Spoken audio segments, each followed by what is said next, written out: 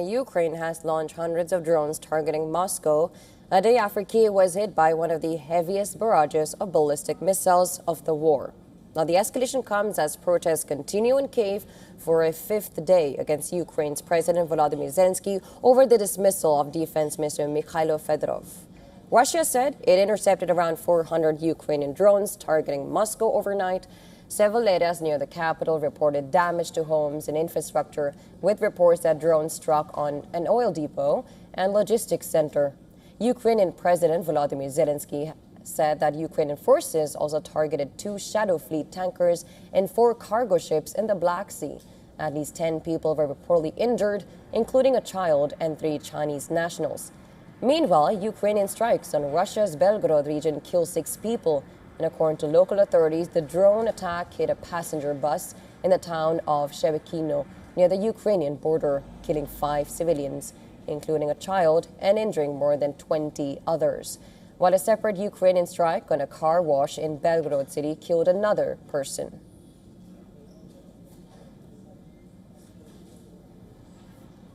Ukraine reported deadly Russian attacks on several cities, including Pavlograd, Kramatorsk, Odessa, and Zaporizhia. Officials said 8 people were killed in those strikes. In Zaporizhia, firefighters worked to control multiple blazes after Russian airstrikes hit the southeastern Ukrainian city. 1 person was killed and 9 others were wounded. The attacks destroyed garages, damaged buildings and vehicles, and sparked a large fire covering around 500 square meters. A warehouse and nearby vegetation were also set ablaze as emergency crews battled the flames. Rescue workers were seen carrying out search and rescue operations through the rubble of damaged residential buildings in Zaporizhia, looking for missing people after the strike.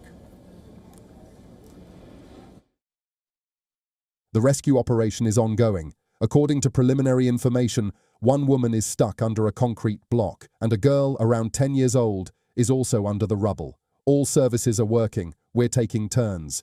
It's very dangerous because the blocks are hanging on very thin fittings. Meanwhile, Ukraine's President Volodymyr Zelensky has welcomed support from UK's new Prime Minister Andy Burnham, who has pledged to continue backing for Kyiv. Now, at the same time, protests over dismissal of Defense Minister Mikhailo Fedorov have entered their 5th day, with demonstrators gathering in Kyiv and calling for government action. The protests have added pressure on Zelensky as he seeks to prevent divisions within Ukraine while the war with Russia continues.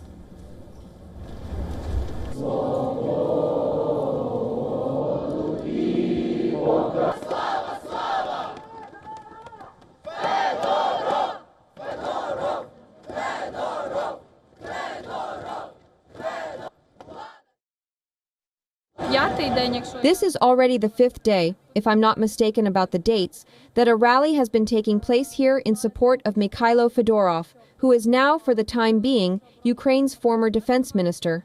And along the way, it has turned into a rally calling for the resignation of Commander-in-Chief Syrsky.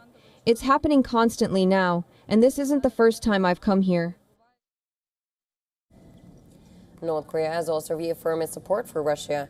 During talks in Moscow, Pyongyang said its partnership with the Kremlin was strengthening. Russian President Vladimir Putin thanked North Korea for its military support, including the deployment of troops and supplies, as both the countries deepen cooperation.